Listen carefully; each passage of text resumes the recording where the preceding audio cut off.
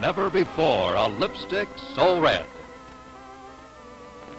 And Deep Magic, the new facial cleansing lotion that gives you a cleaner, clearer skin.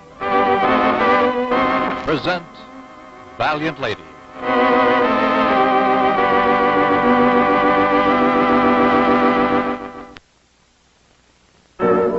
I ask a lot of people a lot of questions, Mrs. Emerson. Some of them resent it, some of them don't. Mr. Fraser happens to be one that did. I can hardly blame him for that, Lieutenant Maxwell. No one likes to be accused falsely. But your son was in his way, Mrs. Emerson. Just to get the record straight, how long have you and Bill Fraser been in love?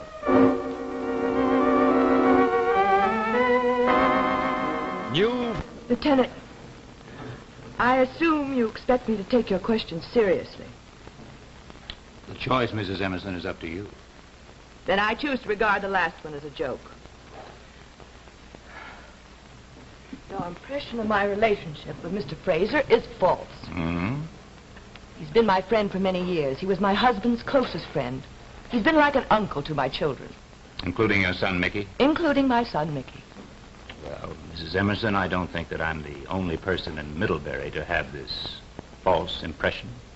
I don't know who you talked to or what they said. But I assure you I'm in a better position than they to know the truth. Well, sometimes the person that knows the truth is the one most anxious to conceal it. Usually, sometimes, but not always. Isn't it possible, Mrs. Emerson, that while you may feel a mellow friendship for Mr. Fraser, that his feeling for you may be somewhat less mild? If it's Mr. Fraser's feeling you want to find out about, I suggest that you question him. Oh, come now, Mrs. Emerson. He wouldn't keep a thing like that to himself, would he?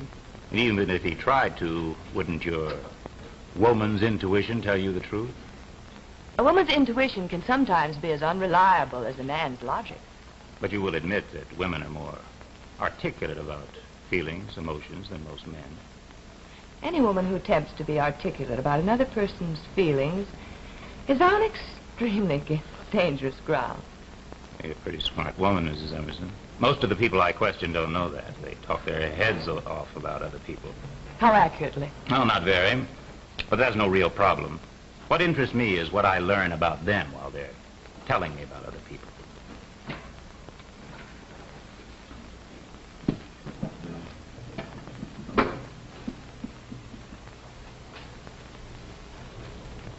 You've just told me, for instance, that it would be a complete waste of time to go on questioning you.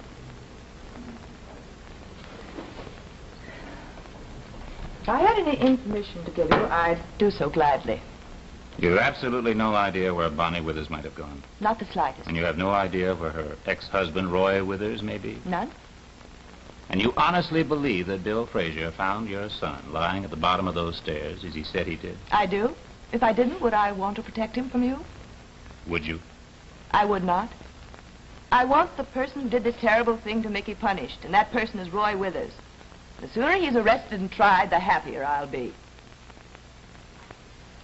Well, that's a feeling that you can safely say I share, Mrs. Emerson. Nice day, isn't it? Lovely.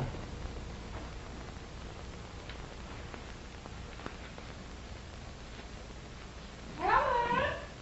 Jay? Where are you? Out in the kitchen. Come on out. Hi. I brought Kim's things over. I just left them out in the front hall. How's Mickey today, Helen? Well, I don't know, Jane. I really don't. Doctor said his pulse is stronger, his blood count better, but well, I was at the hospital and I can't see any change. He still doesn't know anyone. Oh, poor dear. Is there anything Mary and I can do? Everything possible is being done. We even sent Bill Fraser downtown to put a personal ad in all the newspapers asking Bonnie to come back. I don't know whether it'll do any good, but I thought it was worth trying. What about money, Helen? Well, that isn't a problem as yet, Jane, but it's apt to become one. Will you let us know, won't you? Thank you. I'm sorry I wasn't more help at entertaining Kim for you. She was bored to death at my house. Said she was homesick. Homesick for you, mostly. I decided I'll have to divide my time between Mickey and Kim so that she won't feel neglected. I don't know quite how I'll do it, but I will. Unfortunately, Annette isn't a very good substitute for a mother. I did try, but I could see myself going down in her estimation hourly. She asked me questions I should have been Einstein to answer. That happens to me all the time. Helen, do you think it's possible you could have added to the confusion of the world by bringing another genius into it? Oh, dear, I hope not. I hope if she does turn out to be exceptional. And quite honestly, Jane, I think she may. So do I. Well, if she does, I hope she'll be able to solve some of the world's confusion, not add to it. Well, that's looking on the brighter side. How's your new friend? Who?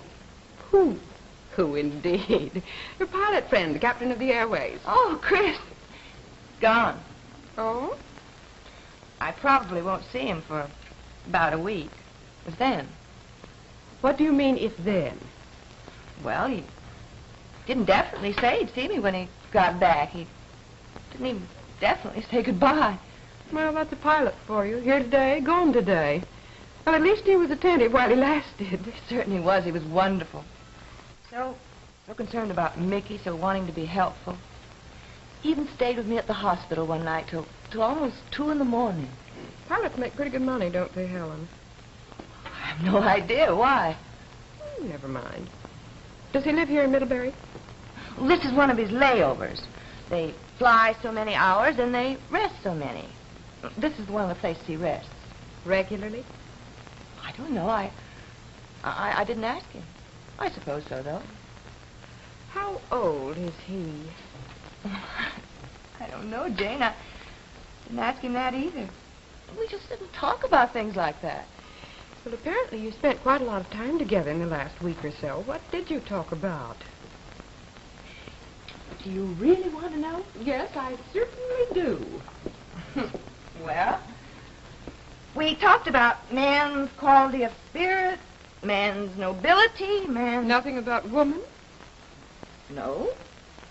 Not even once? Sorry to disappoint you.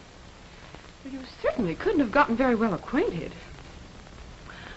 Well, I suppose we didn't, not in the usual way.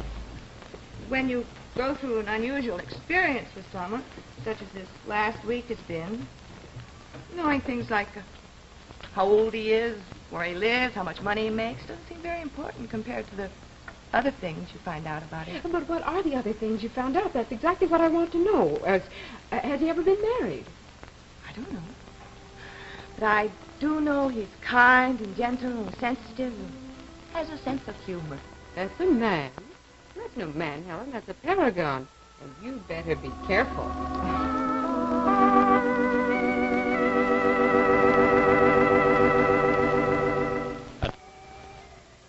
Hello, Helen? Yes? Who is it? Chris Kendall. Oh, hello, Chris. Where are you, in Miami? Not till tomorrow. Oh, but this is a long-distance call, isn't it? Well, no, not really. I stopped at this roadside place for a cup of coffee and saw the phone booth, and I thought I'd give you a call. How's Mickey, Helen? Well, he's some better, the doctor says. Oh, that's good. And how are you? Well, I'm all right. Where did you say you were? Well, I don't know, really. No name on the place. Maybe I'm lost. Are you sure you know what you're doing there? Yes. I'm having a cup of coffee, and I'm calling you. I really called to say goodbye, Helen. Oh, you mean goodbye before you take off on your flight? Yeah. Yes, you didn't say goodbye to me at the hospital this morning. Why did you leave like that? Well, you were all tied up with Kim. I didn't want to break in. Well, will you be coming back from Middlebury, from wherever you are tonight? Yes, but it'll be kind of late. Look, will you be home tomorrow night at 7, Helen? Well, I think so. Why? Well, I'll call you from Miami at 7. Just to say hello. You take a very expensive way to say hello and goodbye, it seems to me, Mr. Kendall. Well, I'm a spendthrift. Well, so long, Helen. Take good care of yourself. You too, Chris. Bye.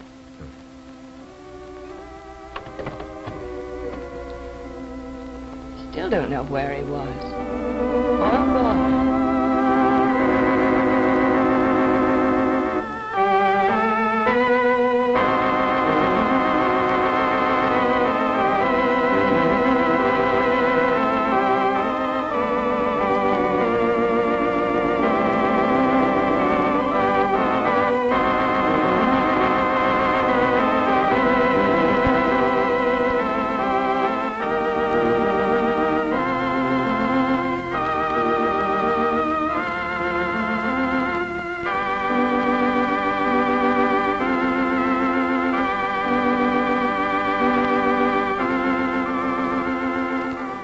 Miss O'Connor's Dress by Seal Chapman. Be with us tomorrow when Valiant Lady will be brought to you by General Mills.